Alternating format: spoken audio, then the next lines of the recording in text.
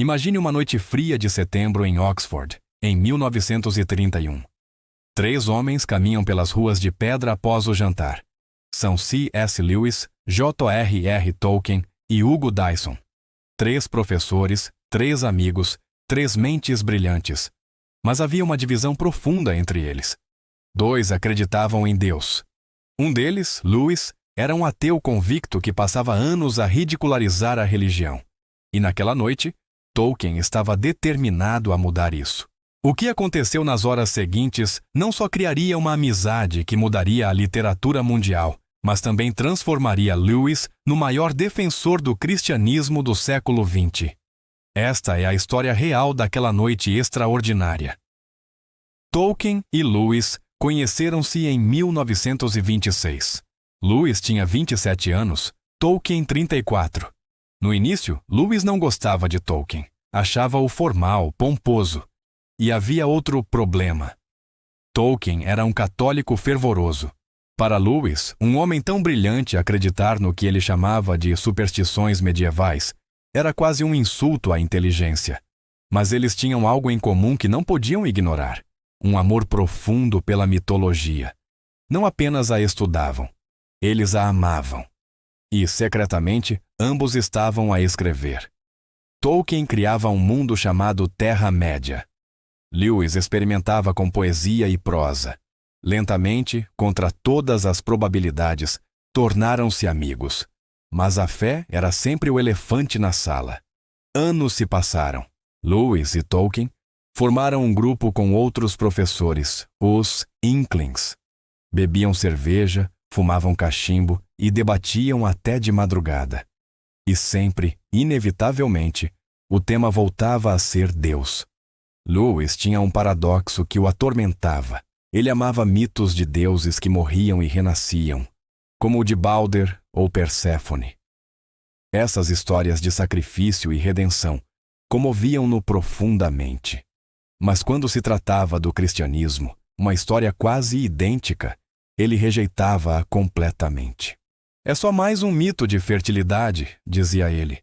Jesus não é diferente de Osíris ou Baco. Tolkien ouvia em silêncio, esperando o momento certo. Esse momento chegou a 19 de setembro de 1931. Lewis tinha convidado Tolkien e Dyson para jantar. A conversa, como sempre, derivou para a religião. Lewis expressou a sua frustração. Eu entendo o apelo da história cristã. É uma bela história. Mas é apenas isso. Uma história. Um mito. Qual é a diferença? E então, Tolkien disse algo que mudaria tudo. Jack. Ele sempre chamava Lewis pelo apelido. Você está a cometer um erro fundamental. Você trata os mitos como se fossem mentiras. Mas e se os mitos forem o oposto de mentiras? Tolkien começou a desenvolver o seu argumento, e era brilhante. Por que é que você ama a mitologia, Jack? Por que é que estas histórias de morte e renascimento te comovem tanto? É porque elas tocam em algo profundo e verdadeiro dentro de ti.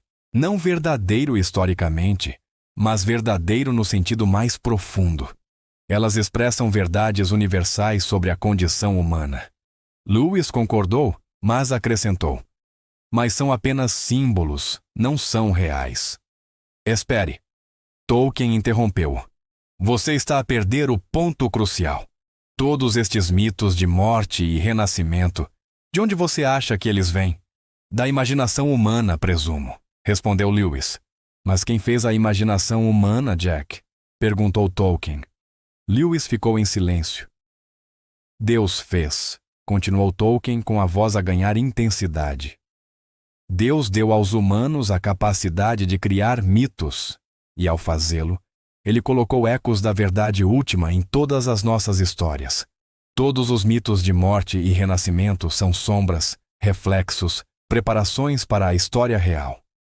Que história real? Perguntou Lewis. A história de Cristo. Tolkien levantou-se, caminhando enquanto falava. O cristianismo não é apenas mais um mito, Jack. É o mito que realmente aconteceu. É a história que todas as outras histórias têm tentado contar desde o início dos tempos. Ele continuou. Pense nisso. Todos os povos, em todas as culturas, contam histórias sobre um herói que se sacrifica para salvar os outros. Por quê? Porque Deus plantou essa verdade no coração humano. E então, num momento específico da história, num lugar específico, o mito tornou-se facto. A história que sempre foi verdadeira simbolicamente, tornou-se verdadeira historicamente. Lewis sentiu algo a mudar dentro dele, como uma porta trancada a começar a se abrir-se. Cristo, disse Tolkien suavemente, é o verdadeiro mito.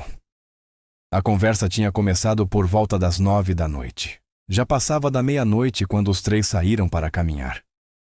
Pelas ruas vazias de Oxford, sob as estrelas, o debate continuou. Lewis ainda lutava. Ele sentia a verdade do argumento, mas a sua mente racional resistia. Mas por que é que tem de ser especificamente Cristo? Perguntou ele. Por que é que não pode ser apenas uma bela metáfora? Foi Dyson quem respondeu de forma simples e direta.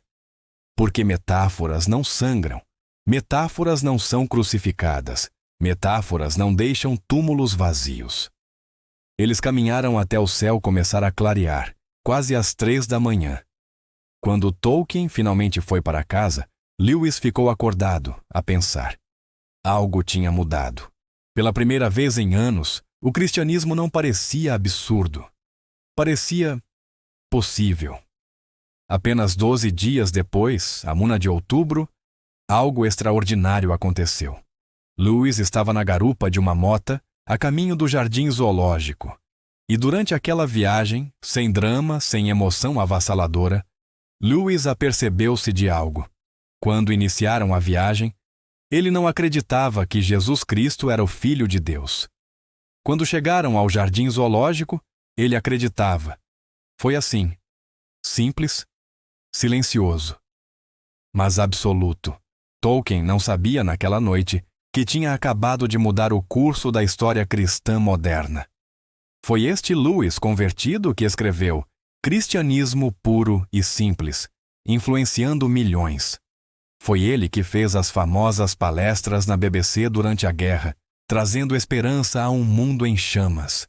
E foi este Lewis que escreveu As Crônicas de Nárnia, onde Aslan, o leão que morre e ressuscita, é o mito tornado fato numa história para crianças. E Tolkien? Ele continuou a escrever sobre a Terra-média, onde o tema do sacrifício que traz redenção é central. Os dois amigos transformaram-se naquela noite, e através deles, transformaram milhões. Mas a história tem uma reviravolta triste. Anos mais tarde, Lewis e Tolkien afastaram-se. Ironicamente, por causa da religião que os uniu. Tolkien, o católico devoto, desaprovava o casamento de Lewis com uma mulher divorciada. Ele também achava que Lewis simplificava demais a teologia nos seus livros populares, e talvez houvesse um pouco de ciúme. Tolkien guiou Lewis à fé, mas foi Lewis quem se tornou o famoso escritor cristão. Eles nunca discutiram abertamente, apenas se afastaram. Quando Lewis morreu, Tolkien não foi ao funeral. Mas anos mais tarde, numa carta, escreveu: A amizade com Lewis compensou grande parte da dor da minha vida. Aquela conversa mudou tudo.